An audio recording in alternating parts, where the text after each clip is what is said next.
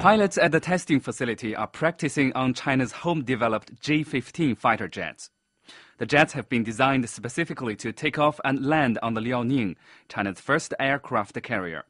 But before the pilots get a chance to practice on the Liaoning, they have to train at the land-based facility, the exact location of which hasn't been officially disclosed. Every pilot will have to pass a series of tests at the site before they will be cleared for test training at sea. The training center is set up to mimic what it will be like to land on an aircraft carrier, including landing using arresting cables. Landing and taking off from an aircraft carrier is much different for a pilot than it is from a land-based airport. As such, over 2,700 flights took off and landed at the land-based test site before any flight testing first began on the Liaoning. Tian Wei is a squadron leader at the training base. He says they've made up 10 different manuals to help the pilots through the nuances of learning how to operate their jets at sea. The follow-up training is very crucial. For example, a manufacturer makes a gun and shows you how to load the bullets and how to shoot.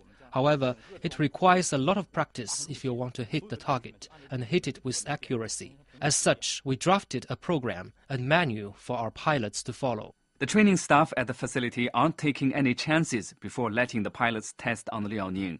The testing facility has been made more difficult to land on than it will be on the Liaoning. There is only one arresting cable across the landing zone. The aircraft carrier has 4 cables, which the pilots can hit to allow them to stop. Zhou Chunshan is the deputy commander of the training base. Land-based training is mostly focused on landing practice. Landing is the most difficult thing for a pilot to do on an aircraft carrier. So accuracy and consistency is the most important thing for our pilots.